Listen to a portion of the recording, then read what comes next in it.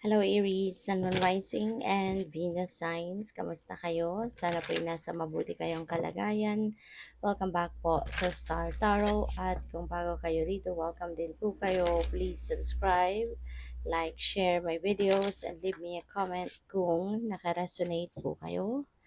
Thank you. So first message po ninyo, we have angel number 2222.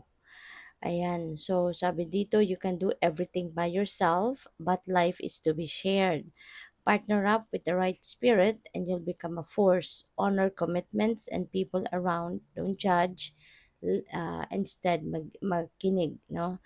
Listen. So, yun. This is an encouragement sa inyo na kaya mong gawin kahit mag-isa ka. Okay?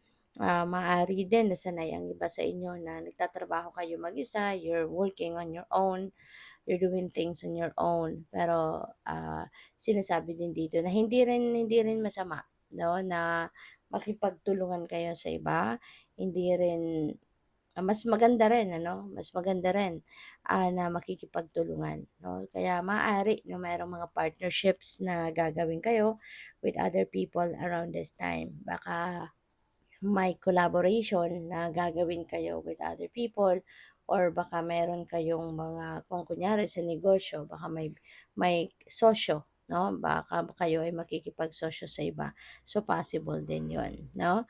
And also maybe you are going to be focusing on relationships sa ngayon, building friendly relationships, baka yung mga makakasosyo ninyo sa negosyo, kung kayo ay magnenegosyo or makakatrabaho ninyo, um, sa kung anumang projects or trabaho sa inyong ano, sa inyong opisina, 'di ba? Yung mga makakatulong ninyo, maybe you're going to build, no, a beautiful relationship with them.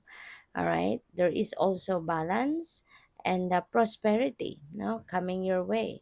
Maaari na mas mabilis ninyong mapagtatagumpayan ang trabahong ito na gagawin ninyo along with other people, no? Kaya kayo magkakaroon din ng mabilis, no, na pag-asenso, mabilis na pagtatagumpay sa trabaho ninyo, and baka yung trabahong ito also will have financial reward, no? Kaya mabilis ninyong makukuha yung financial reward ninyo dito dahil baka mabilis ninyong matatapos, no, yung inyong trabaho because you are partnering with other people.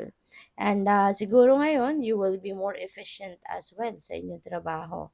'Di ba? Kasi nga, iba kasi pag may kasama ka, iba kapag may katulong, 'di ba? Magsisipag ka at mas maraming idea, mas maraming kamay ang nagtatrabaho. So, yun nga, mas nagiging efficient din ang trabaho, ang resulta, no? So we also have angel number 10, 11, take action. All right? So that's good na kapag may oportunidad, 'di ba, aksiyunan mo agad. Kasi sayang, 'di ba, kung ito ay mag-aano lang, kumbaga mag-e-expire na yung opportunity na hindi man lang ninyo natignan, 'di ba? Kaya kailangan ano na talagang when there is an opportunity na sumulpot, take advantage of it. Wag nang magpatumpik-tumpik pa, aksiyunan agad. Tignan ninyo agad, 'no, para na masimulan ninyo agad, 'di ba? And the more na mas maaga kang magsimula, mas maaga kang matatapos, hindi ba? And also, there is a new beginning. No, this also signifies na mayroon kayong sisimulang bago. There is a fresh start. So feeling ko dito, ito talaga yung bagong opportunity na maaaring kumakatok sa inyo sa ngayon. Kaya wag na kayong magpatumpik-tumpik pa. Action na ninyo agad and think agad-agad kung ano ang pwede ninyo magawa sa opportunity na ito. So we also have angel number 111. Ayan. So this is a very powerful number, no? This is an angel number. Number 1 is a new beginning, 'di ba?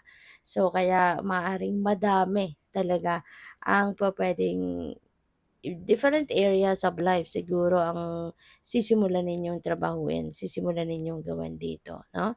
So, good luck sa'yo. And sabi dito, time to implement long-cherished ideas.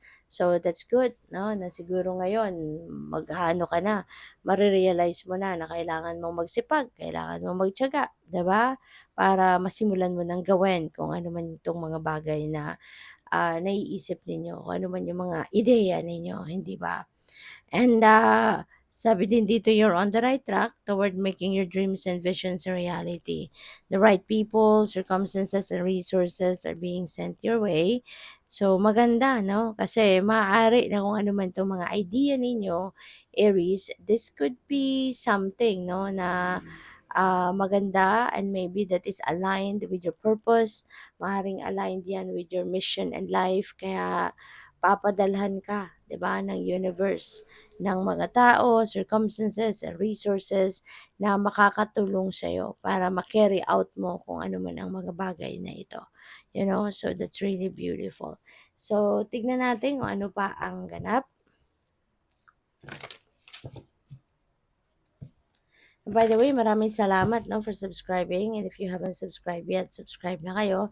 And also, maraming salamat din for not skipping the ads. Malaking bagay po yan sa akin. Also, please click the join button sa baba ng video kung gusto po ninyo na mag-join kayo sa membership. Okay? So, we have compromise. Some of you also, siguro, kailangan ninyo makipag-compromise sa ngayon, no? Baka meron kayong mga hindi pagkakaintindihan with someone at mabigat sa loob, 'di ba? Kapag meron tayong kaaway or meron tayong hindi kabate, 'di ba? So, ngayon, maybe, baka ikaw na dito ang mag-act as the bigger person and you are going to enter into a compromise para na tawag dito, para na ma-fix, 'di ba? Kung ano man ang naging problema ninyo at magawa na ninyo ng paraan na magkaayos kayo ng kung sino man, 'di ba, ang meron kayong kasamaan ng loob, something like that. So, yeah, perfect timing. Ayan. So, it's perfect timing now for you to take action talaga. So, this is good. This is good na ano to, timing na tamang panahon na daw ito, tamang pagkakataon na 'to para mag-take action kayo towards whatever this is, 'no, na kunyari, 'di ba, dito meron kayong, ah matagal ng ideya na hindi ninyo naisa sa katuparan, meron kayong matagal ng ideya, plano na gusto mong gawin pero hindi mo magawa-gawa, 'no? So, ngayon maaaring ito na 'yon, may go signal ka na kay divine na this is the perfect timing for you to roll out your ideas and plans. Kaya go for it, don't hesitate anymore, don't procrastinate. So we have don't stop. Okay, continue. Huwag kang tumigil, don't stop, 'di ba? Kung ano man itong pinagsisikapan mo, ano man itong pinaplano mong gawin, sige na, wag mo nang baguhin ang isip mo. Kumbaga, do not be swayed by kung anong mga temptations diyan or distractions, ano. Tuloy na, ituloy mo na kung ano man itong iniisip mo, gawin mo na. Kasi perfect timing na 'yan. Alright? Para i-roll out mo na ang plano. So, good luck sa'yo. Thank you for watching. Love and light. Namaste.